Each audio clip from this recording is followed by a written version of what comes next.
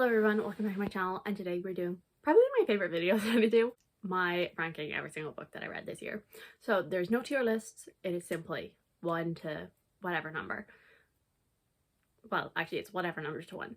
So I love doing this video because it's kind of chaotic. But I will say this is actually the hardest year I've had, and I'll talk a little about the reasons before we jump in.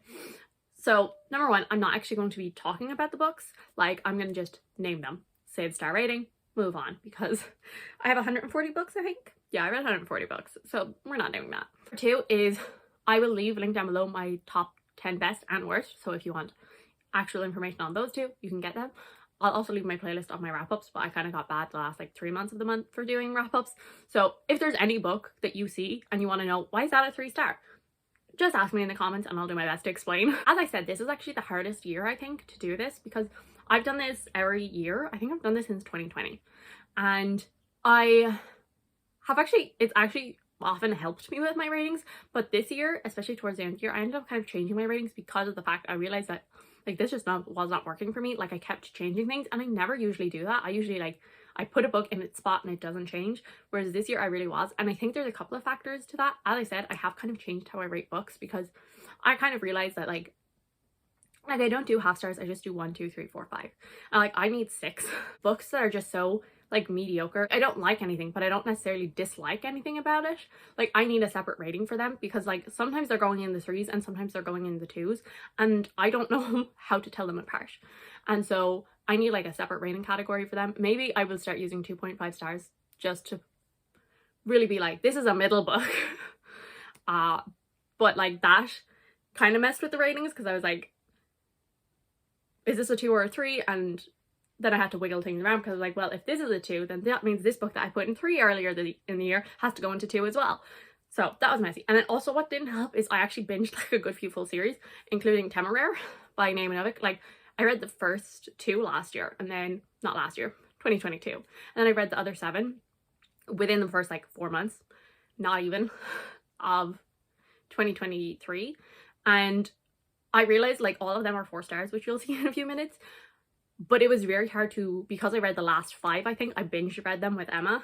It was very hard to distinguish between them all. So I would be putting stuff in the ratings and I'd be like, wait, which book is this? What was like the major plot line? And so I think that also really messed with the ratings because I was like, I don't know where these compare to all of the Temeraire books. So that was a messy intro, but now let's actually get into it. First up is the rereads. Obviously I'm putting rereads at the bottom. They're not actually at the bottom. It's just, I don't think that it's particularly fair to put them in the official ranking, considering if I'm rereading it, I probably love it.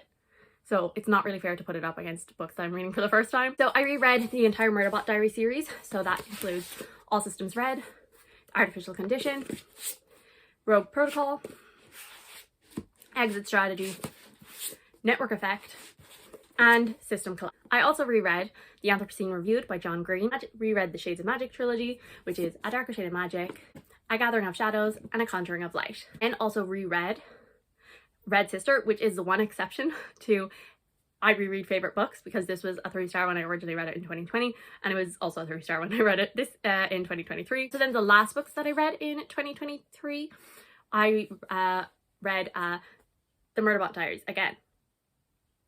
Yep. And I'm not going to go through the names of them again, but I reread these twice, okay? So this accounted for 12 books of those 140. Then we have 2 books that I gave no rating. I very rarely don't rate things, but occasionally stuff does call for no rating. And again, so I'm going to just put them at the bottom, but they're actually somewhere in the middle probably.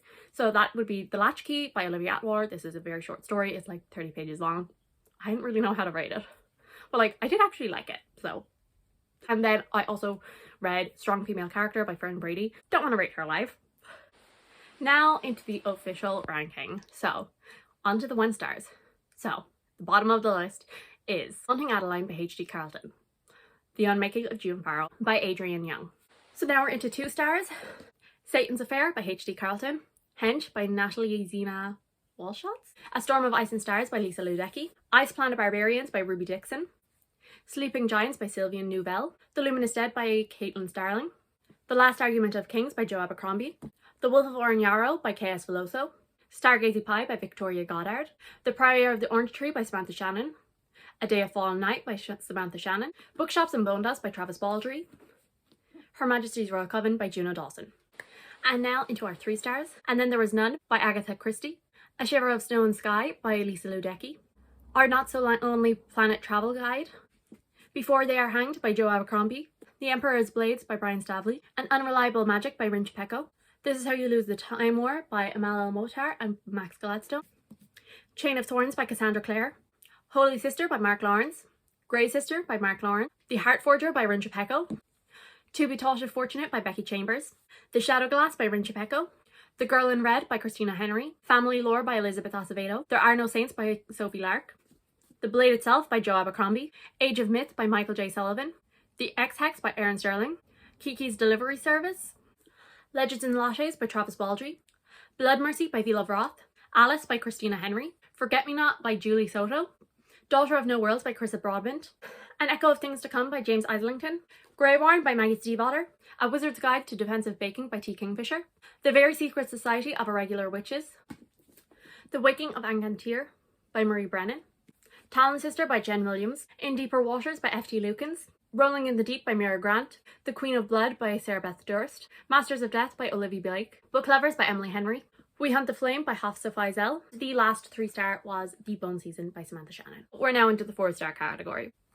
The Luminaries by Susan Dennard, A Witch's Guide to Fake Dating a Demon, The Swordsman's Lament by G.M. White, The First Sister by Lyndon A. Lewis, We Freed the Stars by Hafsa Faisal, The Tower of Nero by Rick Riordan, Starling House by Alex E. Harrow, Elder Race by Adrian Tchaikovsky, Within the Sanctuary of Wings by Marie Brennan, The Suffering by Rinch Pecco, The Throne of Fire by Rick Riordan, The Burning Maze by Rick Riordan, The Tyrant's Tomb by Rick Riordan, Lost in the Moment and Found by Sean Maguire, The Mask of Mirrors by M.A. Carrick, Heartstopper Volume 5 by Alice Oseman, Night's Shadow by Sebastian D. Castell, The Serpent's Shadow by Rick Riordan, Black Powder War by Naomi Novik, The Dark Prophecy by Rick Riordan, Into the Drowning Deep by Mira Grant, Beach Read by Emily Henry, Long Shadow by Olivia Atwater, Ashes of the Sun by Django Wexler, In the Labyrinth of Drakes by Marie Brennan, The Hunting Moon by Susan Dennard, Gideon the Ninth by Tamsin Muir, Still Being by Jennifer Hartman,